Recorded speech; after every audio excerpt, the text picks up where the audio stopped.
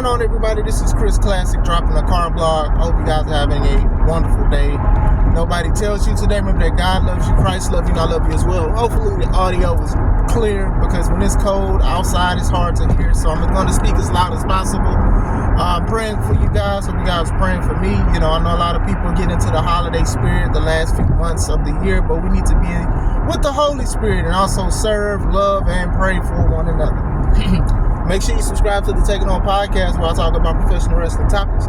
Make sure you also subscribe to C3 Ultimate Wrestling. That is me and my wife's professional wrestling company. C3 Ultimate Wrestling and the board presents 15th Takeover. It goes down February 1st, 2025. Dyer, Indiana, Harold's private venue. Tickets on sale now on Eventbrite. Keep up with the YouTube and the Eventbrite page and Facebook for promo codes. Not even gonna hate like promo codes, so shout out to the board, I guess, for that part.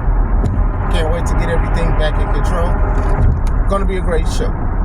I wanted to talk about a match that people have been talking about since last Saturday, basically a week now. It was Friday, so tomorrow, you know what I'm saying. The women's Survivor Series War Games match. I've listened to a lot of people. I've saw videos. I've saw edits and things. I've seen the video of my homie Arshawn and Yella. Shout out to Cripply Drinking and Yella. And I had to think about it. I had to go back and look at some stuff, and I wanted to talk about it as well. I've said some things about it that I didn't like. I said some things that I did like. So I did go back and look at a lot of stuff. So I'm going to be brutally honest about it. That was the worst match of the card. It was the worst match of the card. It heated up, but it still was some mess ups. Now, before anybody smack their teeth and roll their eyes and talk to me about, well, the men's match had some snafus too. They did. But it wasn't as bad and it wasn't as consistent as the women's match. Like I said, I did not like how Bayley and Nia started it. I was somewhat disappointed because you're supposed to act like you want to get the upper hand. Like, it's bad enough when they say, oh, well, War Games advantage is everybody from one team gets in first, but they don't make it seem like that unless it's the bad team beating up the good team. But if it's the other way around, good team is still struggling with all the people. You know what I'm saying? So even with that aesthetic, Bayley and Nia working too slow because they was waiting for other people to come in. It's obvious. We heard them talking to each other. We don't like that kind of stuff when it goes into it. Nia is a champion, a world champion, and she's starting the match first. And this is going into another point as well, that two women's champions and a Money in the Bank winner. There was a guy talked about it. Shout out to him. I forgot his name. They lost. The two world champion team lost. And one of the world champions ate the pin. Now, Nia has been eating L's for a while as the champion. So, Liv getting it, I'm like, okay. But still, what aesthetic? Why should people even pay attention to the championship team if two world champions, they didn't win the match? Like, if them winning, it wouldn't have, like, derailed anything from Rhea and Bianca and them team. Like, Rhea's still gonna feud with Liv and Raquel. It's fine. They could have won.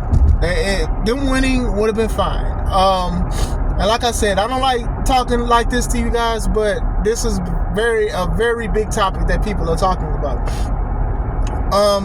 It was pretty sloppy. It was some sloppy moments. Candice LeRae's moonsault onto, who was it, Bayley or Naomi, onto the chair. Like, she basically almost didn't clear. She had to put her arms up to make it look like it was contact.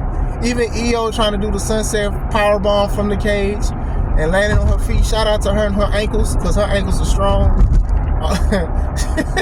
So, like, I didn't like how Tiffany and Io was waiting for each other to jump off the top. Like, it was too obvious. It was the worst match. And it could have just been a traditional 5-on-5, a 4-on-4 Survivor Series match. This is called Survivor Series. This is one of y'all big fours, right? You could at least have the women start off with that kind of match. They didn't need that match. I felt that was a waste of steel in two rings, honestly. And these women can perform. They're not the worst people in the world. I lived in some spots like Io was trying to do stuff early, and then it was just a lot. Nia's chair shots, man. I think that was like the highlight of disgust for a lot of people was the chair shot thing. And to be honest, the other people should have fed their back, and they didn't. But still, you get fines. But still, I do understand people's frustration. I do understand why people are like, man, they didn't need to have this. This match wasn't that good. I do agree with that. You can have a solid match, and it does not have to be that good. It was the worst match on the card. A lot of people give praise to the other matches as well. And then, even to be fair, I'll say this. The males War Game match, it was okay. But the way WWE has done things, people have expected a return or somebody to come back or be a part of the bloodline. And that fell somewhat flat when it didn't happen. That's just a part of the business, and I'm sure they are aware of that would have happened. Punk and Roman working together, and the thing with Paul was all dope. But like with the bloodline, it's more about the story than the actual wrestling. So they can afford to not have intense stuff. Even though this match was very intense. People got their ankles broke, their toe broke, toilet seat broke, jaw gone, like a whole bunch of stuff that was going on. But still, I do think that a lot of people are very critical on the women's War Games match, and rightfully so. As consumers, fans and stuff, I do think they have a right to an opinion. It's just, how far do you go with it? How are you going to talk to wrestlers who do these kind of things? What kind of respect do you have if all you doing is just talking about it, but then you don't know anything? Like, people just be saying stuff. But this is one of the ones that they was right. Even some wrestlers, it could have been a lot solid. I do think Nia was the MVP, even though the chair shots was trash. When her and Tiffany started working together like a team, like you're supposed to, because it's a team versus team, it was solid. It was good. It got me back into it. Rhea with the Riptide on Liv was pretty good as well. But like I said, I can understand why people are still talking about this match. Like, nobody's really talking about like anything else besides like Bronson's injury and Jimmy's injury. But other than that, like, people are really getting on these women about it. And the thing is, this is the kind of thing when you talk about like, okay, well, women need to get an opportunity. And unfortunately, they're going to lump this in. This is why y'all don't need to do these kind of matches. WWE, they're still going to have them do the matches, though. When I say that, I'm talking about people in general. Like, to me, we all got to realize that at one point, women's matches were an attraction. You only got like one of them. And then even then, in the Attitude Era and even Ruthless Aggression, they didn't even really get matches like that. They had scantily clad, taking your clothes off stuff, or you had pillow fights, and you had a whole bunch of other stuff that was going on with it. So now it's a step in the right direction, I'll say that. But just because they can doesn't mean that you should. That stuff can be draining, Arshawn, shout out to him. Like, I'm gonna bring him back up because that man cool. I love his take on the business. He talked about that like it was a Survive Snore series or Snorvivor series. That's what he said, and I kind of understand why he said that. Having these two gruesome matches to start and end the show can be very tiring, right? That's why a lot of people love the Hell in a Cell match between Drew and CM Punk, because it was the only match that had that. Nothing else needed to be done with it. So having two feuds at one time saying that, hey man, it's getting so intense that they need a cage, it gets tiresome. As an independent wrestler, I've wrestled in shows where the cage is up the whole show. I just had a show called Caged, and I lost to Arcadius, and we gonna run that back December 21st in Appleton, Wisconsin at Poplar Hall. Yeah, Out of Control 3 featuring Jimmy Hart and ODB. Yeah, you're right, it's a plug, and it's not a shameless because this is my channel. But still, and it was fun and it was good, but I've also been to shows or seen shows where it's up and then people are tired by the third match because why is it there all day? So shows like Now and other shows who know how to do things and put things together, they make it exciting, but sometimes people do not. And even with WWE, War Games is already a lot of hats on a hat, right? It's a team versus team. They come in through time. They're in cages. It's two rings. It's two cages connected to each other. Somebody or two people have to jump off the top. So it's already enough. So when you have an open and close, then that's just what that is. You get what I'm saying? But like I said, it's not the worst match in history. It could be considered the worst match in War Games history. I don't think you need to have 2 War Games matches personally. I do think that if some kind of feud is boiling through, you can have at least one, and you can still do an eliminator style. It's called Survivor Series. Bring back the old stuff. Or if you're not going to bring back the old stuff, bring back bragging rights where y'all did brand supremacy.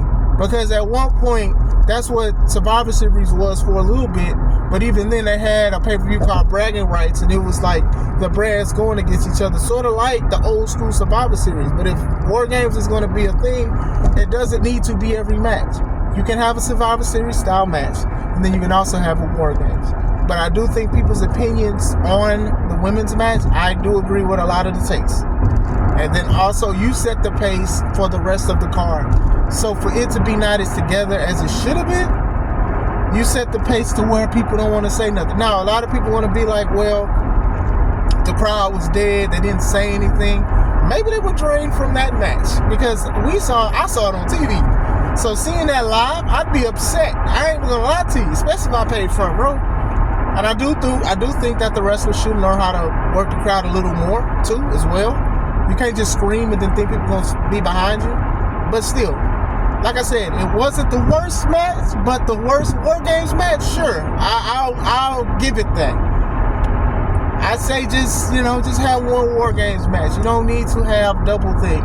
Money in the Bank, I can understand. I can understand having 2 Money in the Bank matches. Hell in a Cell, you don't need to have 2 Hell in a Cell matches. I'm sorry, it's the truth. They've had great women's Hell in a Cell matches. Mercedes Moné versus Charlotte. Bianca versus Bayley. Like, I've seen some good women's ones, but it's not necessary all the time. You don't need to have 2 of them on the card. War Games, to me, is going that same way. But what do you guys think? Did you like the match? Did you hate the match?